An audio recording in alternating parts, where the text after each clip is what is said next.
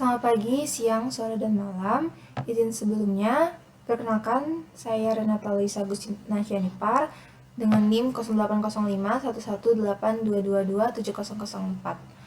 Pada video kali ini, saya akan melakukan tutorial pemanggilan data Jupyter yang telah dilakukan di praktikum sebelumnya.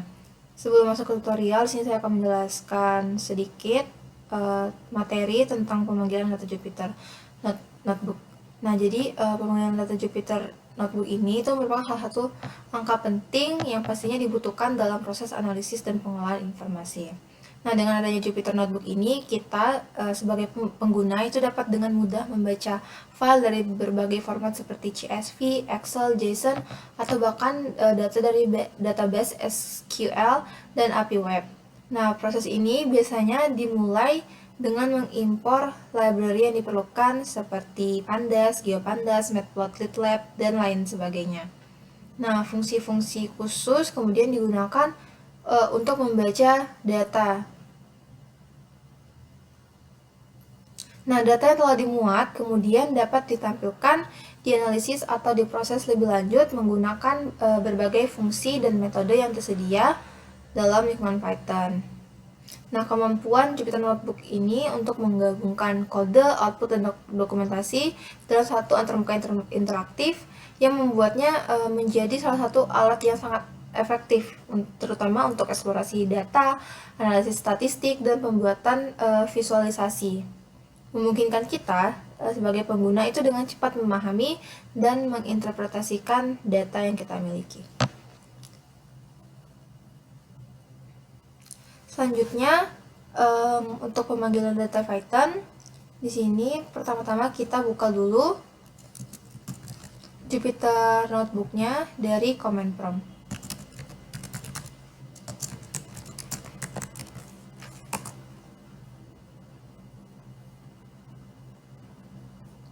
Nah, untuk pemanggilan data Python ini itu ada dua, pemanggilan data SHP dan pemanggilan data TIFF berdasarkan praktikum yang telah dilaksanakan.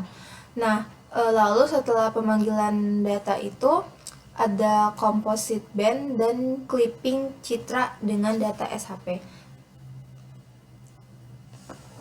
Selanjutnya, jika Jupyter sudah terbuka, di sini kita bisa buat script baru, new, dengan format Python 3. Nah, untuk scriptnya itu sudah dicatat di sini ya. Jadi ada untuk pemanggilan data SHP, lalu ada pemanggilan data TIFF, lalu selanjutnya itu ada composite band, dan yang terakhir itu ada clipping citra.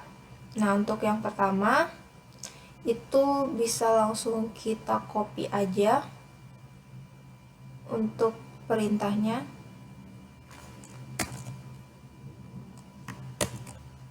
Nah, jadi untuk library yang kita gunakan itu ada GeoPandas dan Matplotlib. Nah, untuk kata perintah import ini itu untuk memanggil library yang akan kita gunakan atau ya mengimpor dari luar ke dalam. Nah, untuk SGPD ini, S itu untuk menyatakan singkatan. Jadi, GeoPandas di sini dibaca sebagai GPD, sementara untuk matplotlib.pyplot ini dibaca sebagai PLT. Nah, untuk ini tanda hashtag ini itu untuk tidak menjalankan perintah, untuk menghilangkan perintah. Nah, jadi di sini ada keterangan ya, path ke file SHP. Jadi file underscore SHP sama dengan R titik 2 atas. Ini adalah ruang penyimpanan dari data SHP yang kita punya. Nah, jadi untuk data SHP-nya itu ada data namanya batas wilayah di C. Nah, ini adalah perintah untuk baca shapefile.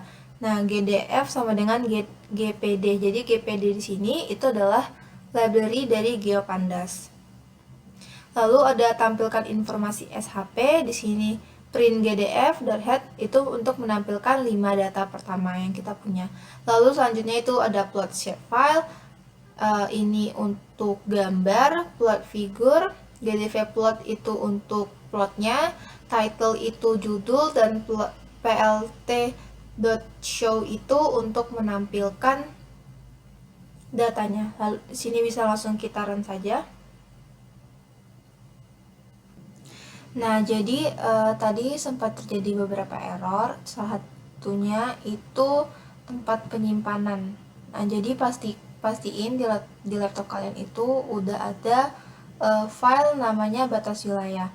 Nah, untuk data yang telah di-download tadi itu masih bentuk seperti ini, belum dalam bentuk file, jadi dia masih dalam bentuk WinRAR.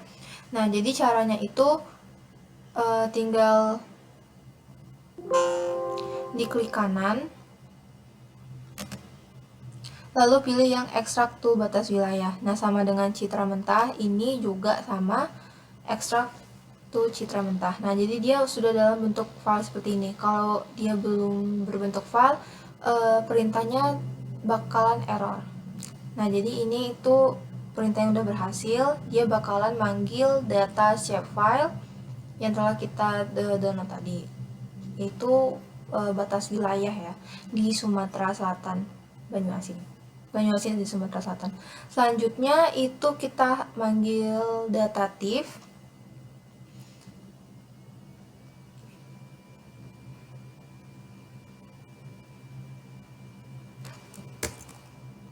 Kita copy, lalu kita paste ke sini. Nah, sama seperti yang tadi. Jadi biar cara gampangnya itu tinggal kita klik di sini, kita copy, lalu kita paste di sini.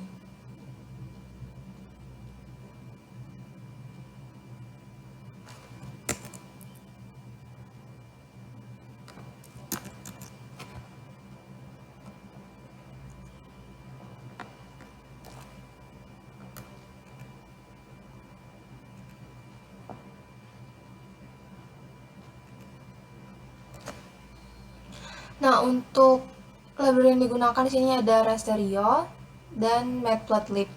Nah, untuk file tifnya sama seperti yang tadi.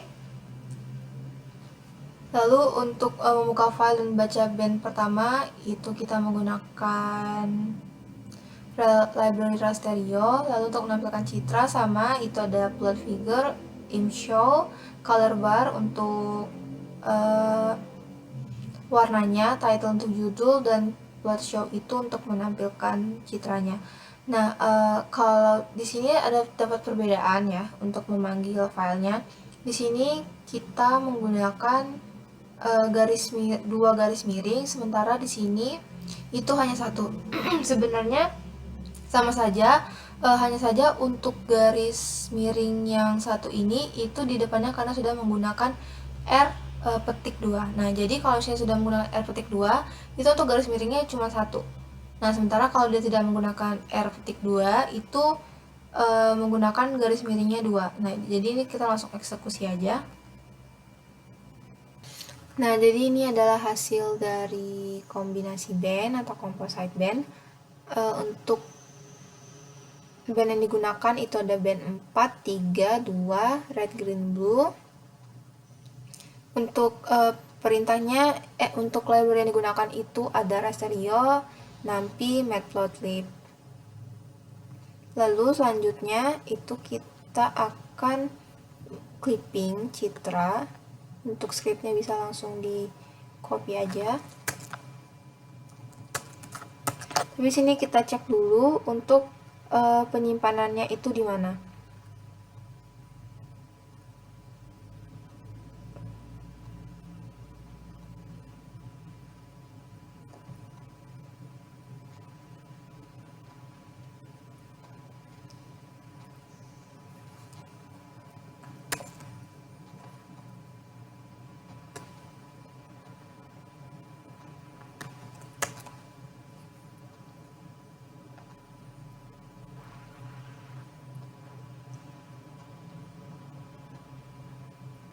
Nah, jadi ini adalah hasil clipping yang telah kita lakukan.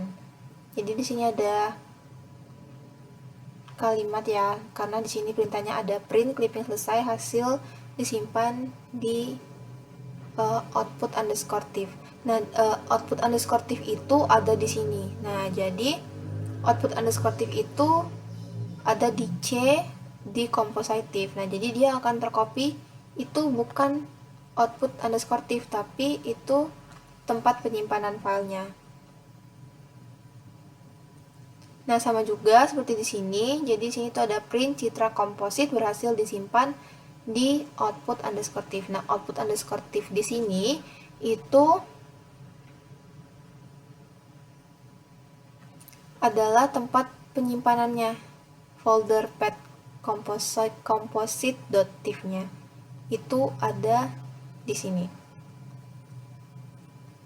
Nah, jadi hasil dari composite bandnya ini itu disimpan di citra mentah dengan file tif composite.tif. Nah, baiklah, kiranya sekian pemanggilan data Jupyter yang telah saya lakukan. Apabila terdapat kesalahan, saya mohon maaf, dan saya mengucapkan terima kasih atas perhatiannya.